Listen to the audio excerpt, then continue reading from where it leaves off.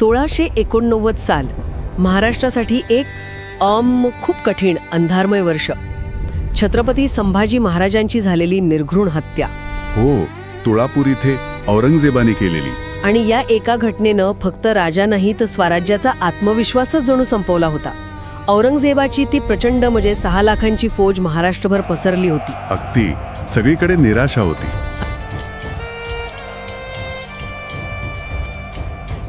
अशा परिस्थितीत एका अनपेक्षित धाडसी हल्ल्यानं सगळा इतिहासच बदलला. सरसेनापती संताजी घोरपडे यांनी थेट औरंगजेबाच्या छावणीवर केलेल्या हल्ल्याबद्दल बोलणार आहोत. हो, हा हल्ला म्हणजे फक्त एक लष्करी कारवाई नव्हती, ते एक प्रतीक होतं. म्हणजे मराठ्यांनी एवढ्या मोठ्या संकटाला कसं तोंड दिलं याचं. परिस्थिती खरंच खूप वाईट होती का तेव्हा? म्हणजे सामान्य माणसाला काय वाटत असेल? खूपच. म्हणजे बघा, रायगडाला वेढा पडलेला. नवे छत्रपती राजाराम महाराज, त्यांना सतत पळावं लागत होतं. सुरक्षित जागाच नव्हती. आणि सरदार, अनेक मोठे मराठे सरदार सुद्धा काय म्हणतात त्याला, दबावाखाली मोगलांना जाऊन मिळत होते. लोकांच्या मनात प्रश्न होता की आपलं स्वराज्य ते टिकणार का? जणू आभाळच फाटलं होतं असं म्हणतात तसं. बरोबर, अगदी तशीच परिस्थिती होती. आणि याच फाटलेल्या आभाळाला शिवण्याचा एक धाडसी प्रयत्न म्हणजे हा हल्ला. मग याची गरज का वाटली आणि यामागची रणनीती काय होती? गरज म्हणजे एकतर संभाजी महाराजांच्या हत्येचा बदला घेणं ही तीव्र इच्छा होतीच, पण त्याहून महत्वाचं म्हणजे शत्रूला हादरा देणं. पण त्यावेळी मराठ्यांची स्थिती नेमकी कशी होती? म्हणजे लष्करी दृष्ट्या स्थिती खूपच बेकड होती. औरंगजेब स्वतः महाराष्ट्रात होता. त्याची अफाट फौज होती. मोठे मोठे सरदार सर्जा खान, शहाबुद्दीन खान, रणमस्त खान, मुकर्रब खान हे सगळे मराठ्यांच्या मागे लागले होते. केंद्रीय नेतृत्व पण थोडं बळी. हो, कमकुवत झालं होतं. राजधानी रायगड शत्रूच्या वेढ्यात. महाराणी येसुबाई आणि युवराज शाहू तिथे अडकलेले. राजाराम महाराजांनी जरी सूत्र हाती घेतली तरी त्यांना सतत पाठलाग सुरू होता. फितुरीची भीती होती. पराभवाचं बातम्या येत होत्या. लोकांचं मनोधैर्य खच्ची झालं होतं. अशा परिस्थितीत जिथे स्वतःचा बचाव करणंही इतकं अवघड होतं, तिथे थेट औरंगजेबावर हल्ला हा विचारच कसा आला? हे धाडस, ही जिद्द निराशेमधूनच आली. छत्रपती शिवरायांच्या तालमीत तयार झालेले 2 मोठे वीर होते आपल्याकडे, संताजी घोरपडे आणि धनाजी जाधव. असं म्हणतात की शंभू महादेवाच्या डोंगरात त्यांनी एक गुप्त बैठक घेतली. तिथेच ठरलं की नुसता बचाव नाही चालणार, थेट शत्रूच्या डोक्यावरच प्रहार करायला हवा. औरंगजेबाला जरब बसवली पाहिजे. म्हणजे हा फक्त बदला नव्हता तर एक धोरणात्मक पाऊल होतं. अगदी संताजींचं म्हणणं होतं, खून का बदला खून आणि राजाच्या हत्येचा बदला बादशाहीची हत्या. बदला होताच, पण त्याहीपेक्षा जास्त म्हणजे शत्रूच्या मनात दहशत निर्माण करायची होती. आपल्या लोकांना जे खचले होते त्यांना आशेचा किरण दाखवायचा होता की मराठे अजून संपलेले नाहीत. बरोबर, हे खुद्द औरंगजेबाला दाखवून द्यायचं होतं. म्हणून थेट औरंगजेबालाच संपवण्याचा बेत आखला गेला. मग ही योजना नक्की कशी होती? म्हणजे संताजी आणि धनाजी यांच्यात कामं कशी वाटली गेली? योजना खूप विचारपूर्वक आखली होती. धनाजी जाधव त्यांनी काय करायचं होतं तर फलटण बारामती जवळ जे 2 मोठे मोगल सरदार होते ना, रणमस्त खान आणि शहाबुद्दीन खान, त्यांना लढाईत गुंतवून ठेवायचं. हा खूप महत्वाचा भाग होता, कारण त्यामुळे ते औरंगजेबाच्या मदतीला ऐन वेळी येऊ शकणार नव्हते. त्यांना तिथेच अडकवून ठेवायचं. अगदी.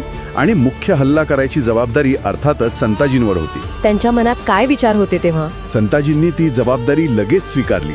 ते म्हणाले, मी माझ्या निवडक लोकांसोबत तुळापूरला जातो, थेट बादशावर हल्ला करतो आणि आपण मराठे काय आहोत हे त्या खाशास म्हणजे औरंगजेबास कळवून येतो. हा नुसता आत्मविश्वास नव्हता, खरं तर प्रचंड धोका होता यात. हो ना, 5-6 लाखांची फौज जिथे असेल तिथे मध्यभागी घुसणं म्हणजे मृत्यूच की.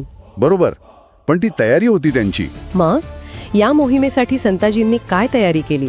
किती लोक होते त्यांच्यासोबत आणि कोण खास व्यक्ती होत्या? संताजींनी फक्त 2000 अगदी निवडक, शूर आणि विश्वासू स्वार निवडले. मोहीम अत्यंत गुप्त ठेवली होती. 2000 फक्त? हो, आणि विशेष म्हणजे यात त्यांचे सख्खे भाऊ बहिर्जी घोरपडे आणि मालोजी घोरपडे हे पण होते. सोबत विठोजी चव्हाण नावाचे आणखी एक मोठे सरदार होते. म्हणजे एकाच घरातले 3 भाऊ, संताजी, बहिर्जी, मालोजी, एकाच वेळी औरंगजेबाच्या छावणीत. हो, विचार करा, तिघही भाऊ एकाच वेळी 5 लाखांच्या फौजेत घुसणार होते. हे घरातून आलेलं धाडस होतं. त्यांचे वडील माळोजी घोरपडे ते तर संभाजी महाराजांना वाचवताना संगमेश्वरला शहीद झाले होते. अगदी. हा योगायोग नाहीये, ही निष्ठा आहे स्वराज्याप्रती. वतन, जहागिरी याचा विचार नाही केला त्यांनी. तिघेही मारले जाऊ शकले असते, पण स्वराज्यासाठी हा धोका पत्करला. यातूनच नेतृत्व दिसतं खरं तर. मग प्रवासाला सुरुवात कशी झाली? ते थेट तुळापूरला गेले की मध्ये कुठे थांबले? निघण्यापूर्वी संताजी जेजुरीला गेले, खंडोबाचं दर्शन घेतलं, मग सैन्यासह दिवे घाटाखाली मुक्काम केला आणि रात्रीच्या अंधारात मध्यरात्रीनंतर त्यांनी तुळापूरकडे कूच केली.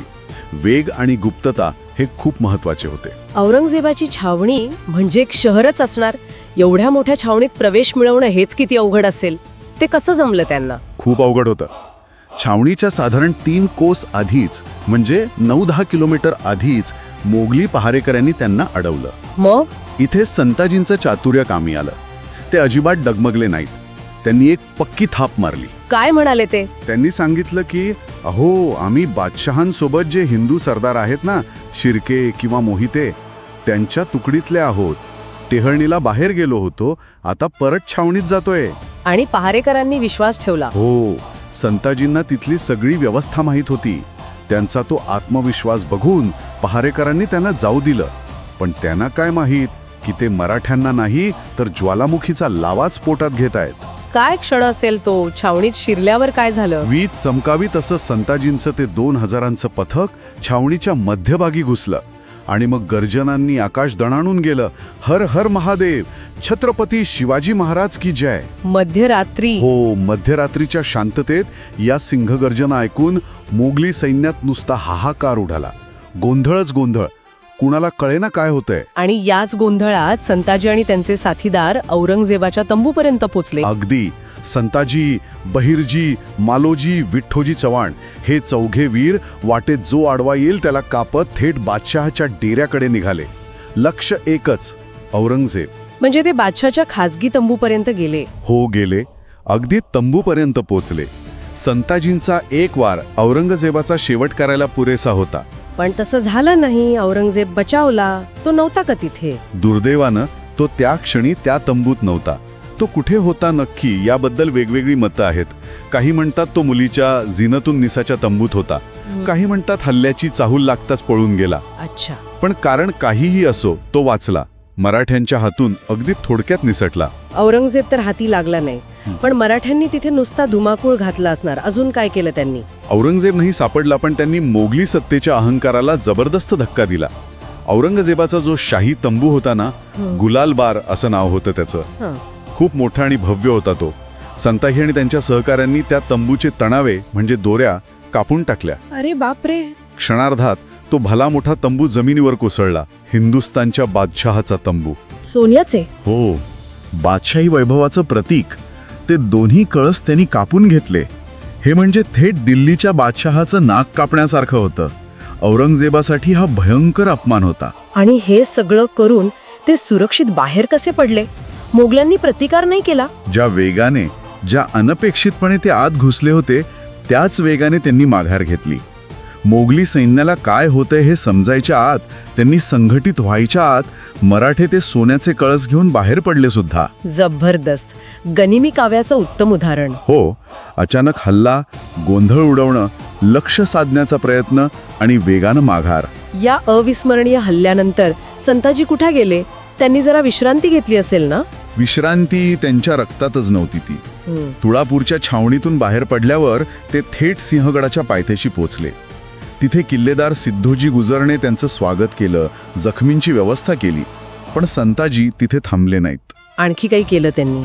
लगेच. हो. आश्चर्य वाटेल, पण दुसऱ्याच दिवशी त्यांनी रायगडाला जो वेढा घालून बसला होता ना मोगल सरदार जुल्फिकार खान, हो, मोठा सरदार होता तो, त्याच्यावर अचानक हल्ला केला. त्याच 2000 फौजीनिशी. गनिमी काव्याने असा तडाखा दिला की खानाचा प्रचंड नुकसान झालं, मोठी कत्तल झाली आणि त्याचे 5 मौल्यवान हत्ती सुद्धा संताजींनी पळवले. एका पाठोपाठ एक धक्के. म्हणजे औरंगजेबाच्या छावणीतले कळस आणि जुल्फिकार खानाचे हत्ती, हे सगळं घेऊन मग ते कुठे गेले? हे कळस आणि 5 हत्ती घेऊन संताजी वाई सातारा मार्गे थेट पन्हाळ्याला गेले. तिथे छत्रपती राजाराम महाराज होते. ही भेट म्हणजे फक्त लूट दाखवणं नव्हतं, हा एक मोठ्या विजयाचा पुरावा होता, वाढलेल्या आत्मविश्वासाची निशाणी होती. आणि धनाजी जाधव त्यांनी त्यांची जबाबदारी पार पाडली का? ते मोगली सरदारांना रोखू शकले? हो, अगदी ठरल्याप्रमाणे. धनाजी जाधव पण तितकेच पराक्रमी. त्यांनी बारामतीजवळ रणमस्त खान आणि शहाबुद्दीन खान यांना इतकं कडवं झुंजवलं की ते तुळापूरला औरंगजेबाच्या मदतीला किंवा रायगडला जुल्फिकार खानाच्या मदतीला पोचूच शकले नाही. म्हणजे योजनेच्या यशात दोघांचाही वाटा महत्वाचा होता. नक्कीच, दोघांचाही वाटा मोलाचा होता. आता सगळ्यात महत्वाचं, या तुळापूर हल्ल्याचा आणि त्यानंतरच्या घटनांचा मराठ्यांच्या मनोधैर्यावर आणि युद्धाच्या एकूण परिस्थितीवर काय परिणाम झाला? परिणाम खूप मोठा आणि सकारात्मक झाला. जिथे सगळीकडे निराशा होती, पराभवाची भावना होती, तिथे या एका धाडसी विजयानं मरगळलेल्या मराठा सैन्यात आणि लोकांमध्ये जणू नवचैतन्य आलं. आपला लढा योग्य आहे, आपण जिंकू शकतो, हा विश्वास परत आला. ही घटना म्हणजे अंधारात अचानक एक दिवा लागावा तशी होती. या हल्ल्याने फक्त मोगलांना धक्का नाही दिला, तर मराठ्यांचा स्वतःवरचा, आपल्या नेतृत्वावरचा आणि गनिमी काव्याच्या ताकदीवरचा विश्वास एका रात्रीत वाढवला. आणि तीच त्यावेळची सगळ्यात मोठी गरज होती. त्यावेळच्या महत्वाच्या लोकांनी या पराक्रमाबद्दल काय म्हटलंय? रामचंद्र पंत अमात्यांचा उल्लेख आहे बहुतेक. हो, रामचंद्र पंत अमात्य. ते छत्रपतींचे विश्वासू सहकारी आणि मोठे प्रशासक होते. त्यांनी या घटनेचं वर्णन करताना खूप गौरवानं लिहिलंय. बादशहाच्या डेऱ्याचे कळस आणून जुल्फिकार खानाचे 5 हत्ती आणले, यापेक्षा यांची मर्दुमकी कोठवर वर्णावी. त्यांचे शब्दच सांगतात की ही घटना किती महत्वाची मानली गेली. अगदी. हे फक्त कळस आणि हत्ती आणणं नव्हतं, हे अशक्य वाटणारं शक्य करून दाखवणं होतं. आणि छत्रपती राजाराम महाराजांची प्रतिक्रिया काय होती? त्यांनी या वीरांचा सन्मान कसा केला? महाराज प्रचंड आनंदी झाले. त्यांनी या वीरांचा खूप मोठा सन्मान केला. संताजी घोरपडे यांना ममलकत मदार म्हणजे स्वराज्याचे आधारस्तंभ हा सर्वोच्च खिताब दिला. ममलकत मदार? हो. त्यांचे भाऊ बहिरजी घोरपडे यांना हिंदूराव आणि मालोजी घोरपडे यांना अमीर उल उमराव हे खिताब दिले. विठ्ठोजी चव्हाणांना हिम्मत बहादूर पदवी दिली. महाराजांनी म्हटलं, प्रथम लढाई छत्रपती शिवाजी महाराजांच्या नावावर केली आणि यश आलं. बादशाच्या डेऱ्याचे कळसच हस्तगत केले. हा फक्त पदव्यांचा सन्मान नव्हता, तर राज्याच्या सर्वोच्च नेतृत्वाने दिलेल्या धाडसाची आणि निष्ठेची ती पोचपावती होती. आणि ह्याचा युद्धावर काय परिणाम झाला? युद्धाला मोठी कलाटणी मिळाली. असं मानलं जातं की या हल्ल्यानंतर मराठ्यांना इतकी प्रेरणा मिळाली की पुढची जवळपास 18 वर्ष म्हणजे औरंगजेबाच्या मृत्यूपर्यंत मराठ्यांनी मोगलांना सतत हरवलं. 18 वर्षे? हो. मराठे चढाई करत राहिले आणि औरंगजेब सतत बचावाच्या पवित्रात गेला. त्याच्या पराभवाची मालिका त्याच्या मृत्यूनेच संपली असं म्हटलं तर वावगं ठरणार नाही. मुघलांच्या मानसिकतेवर काय परिणाम झाला असेल याचा? आपल्या बादशावर त्याच्या छावणीत घुसून हल्ला होतो, हे किती धक्कादायक असेल त्यांच्यासाठी? धक्कादायक आणि अपमानकारक सुद्धा. मोगलांनी संताजींचा जबरदस्त धसका घेतला. त्यांचा आत्मविश्वास कायमचा डळमळीत झाला. त्यांना कळून चुकलं की मराठे सहजासहजी हार मानणारे नाहीत, ते कधीही कुठेही हल्ला करू शकतात ही भीती त्यांच्या मनात बसली. कोणी इतिहासकाराने नोंदवलंय हे? हो, खाफी खान मावाचा औरंगजेबाच्या दरबारातला इतिहासकार आहे. त्याच्या मुंतकब अल रुबाब या ग्रंथात तो स्पष्ट लिहितो की मोगल सरदार संताजी घोरपडेंचं नाव ऐकूनच घाबरायचे. त्यांच्या विरुद्ध लढायला कोणी पटकन तयार होत नसे.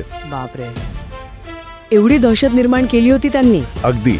म्हणजे संताजी घोरपडेंचा हा तुळापूरवरचा हल्ला म्हणजे फक्त संभाजी महाराजांच्या हत्येचा सूड नव्हता, तो एका महासत्तेच्या बादशहाच्या अहंकारावर केलेला थेट हल्ला होता.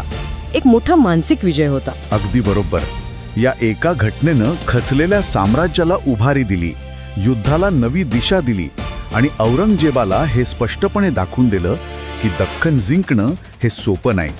महाराष्ट्राच्या मातीशी वैर घेणं किती महागात पडू शकतं याची ही फक्त एक झलक होती. संताजी घोरपडे यांचं नाव त्यांच्या या अतुलनीय पराक्रमामुळे, स्वराज्य निष्ठेमुळे आणि युद्ध कौशल्यामुळे मराठ्यांच्या इतिहासात कायमचं कोरलं गेलं आहे. त्यांनी फक्त लढाया नाही जिंकल्या, तर एका अत्यंत कठीण काळात मराठ्यांचा आत्मविश्वास टिकवून ठेवला. होय. आणि आपण ज्या द मराठी बाणा या स्रोताच्या आधारे बोलतोय, त्यात शेवटी एक विचार मांडलाय जो खरंच विचार करायला लावणार आहे. कोणता विचार? त्यांचं म्हणणं आहे की पुढे जाऊन संताजी घोरपड्यांचा अंत खूप दुर्दैवी आणि अकाली झाला. जर तसं झालं नसतं तर कदाचित औरंगजेब संताजींच्याच तलवारीने मारला गेला असता. हा खरंच एक विचार करण्यासारखा मुद्दा आहे. जर संताजींसारखा सेनापती ज्यानं औरंगजेबाला अक्षरशः सळो की पळो करून सोडलं होतं, त्यानं आणखी काही काळ मिळाला असता तर मराठ्यांच्या इतिहासावर काय परिणाम झाला? स्वराज्य अंधारात बुडाले भारी, पण या मातीतून उठला वादळ, संताजी नावाचे ते जोमय ज्वागर. हर हर महादेव देवे, जय जय संताजी वीर. शिवरायाचा मर्दा मावळा, मराठ्यांचा तोरण ध्वजा.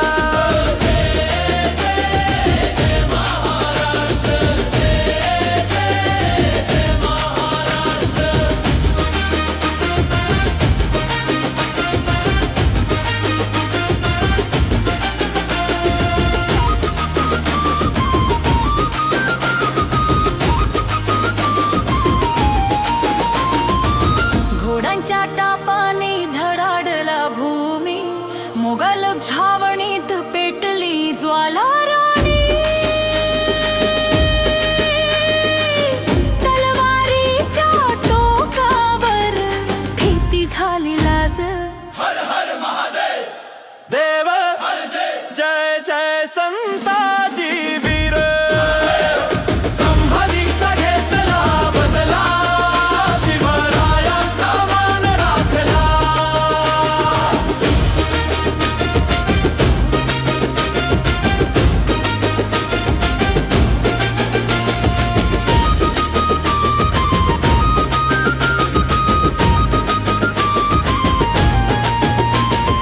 पाच हत्ती घेऊन परतला रणवीर, राजा रामांच्या दर्शनाला धीर. मर्द मराठा सिंहाचा गर्जन, संताजी घोर पडे स्वराज्याचे शस्त्र धारण.